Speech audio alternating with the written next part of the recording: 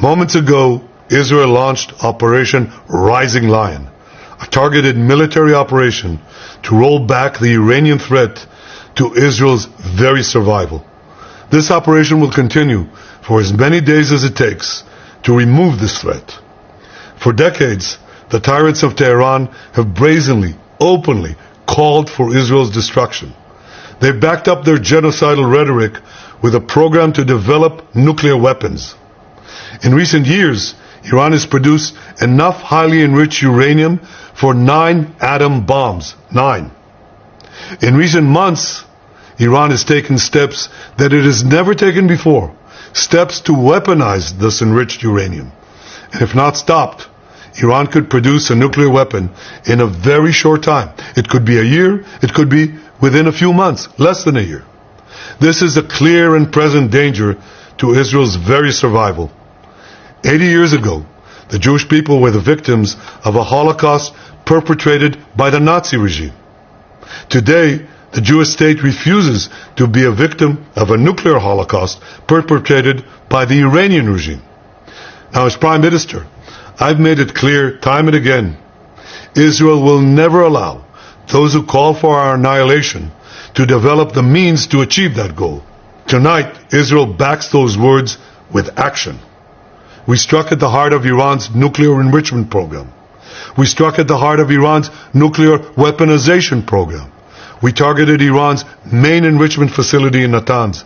We targeted Iran's leading nuclear scientists working on the Iranian bomb. We also struck at the heart of Iran's ballistic missile program. Last year, Iran fired 300 ballistic missiles at Israel. Each of these missiles carries a ton of explosives and threatens the lives of hundreds of people. Soon, those missiles could carry a nuclear payload, threatening the lives not of hundreds, but of millions. Iran is gearing up to produce 10,000 of those ballistic missiles within 3 years. Now just imagine 10,000 tons of TNT landing on a country the size of New Jersey.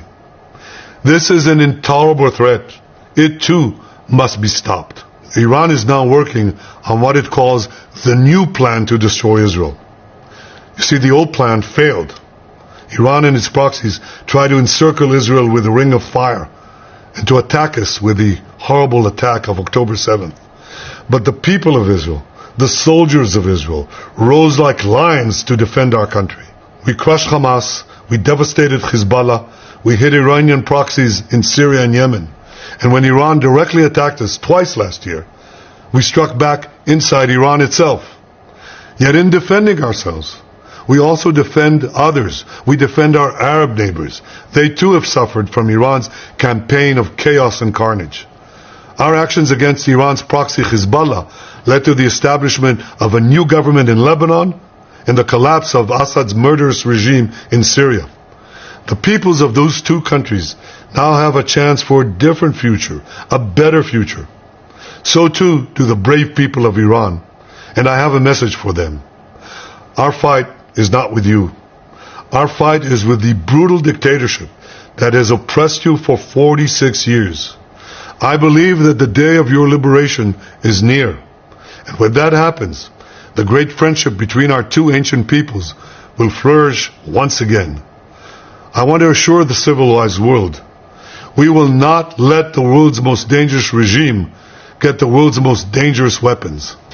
And Iran plans to give those weapons, nuclear weapons, to its terrorist proxies. That would make the nightmare of nuclear terrorism all too real. The increasing range of Iran's ballistic missiles would bring that nuclear nightmare to the cities of Europe and eventually to America.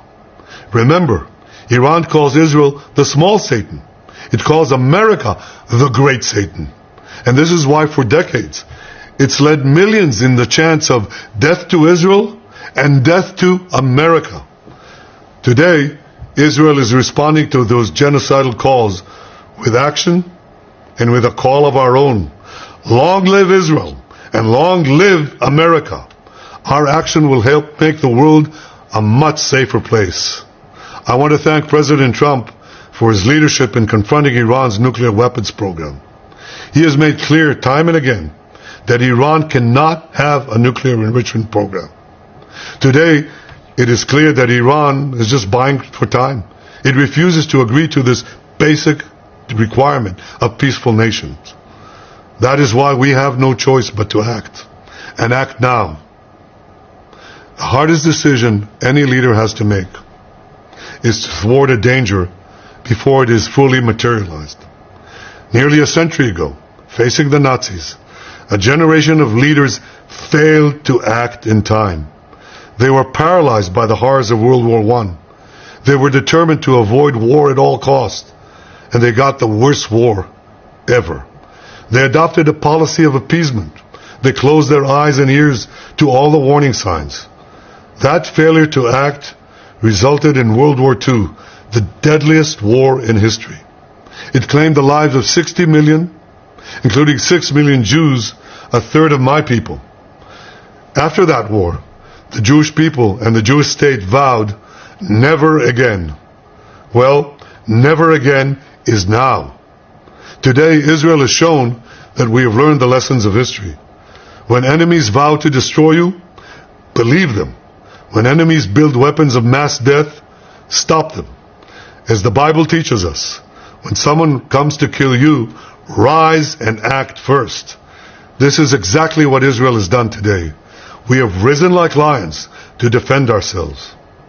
Over 3,000 years ago, Moses gave the people of Israel a message that has steeled their resolve ever since.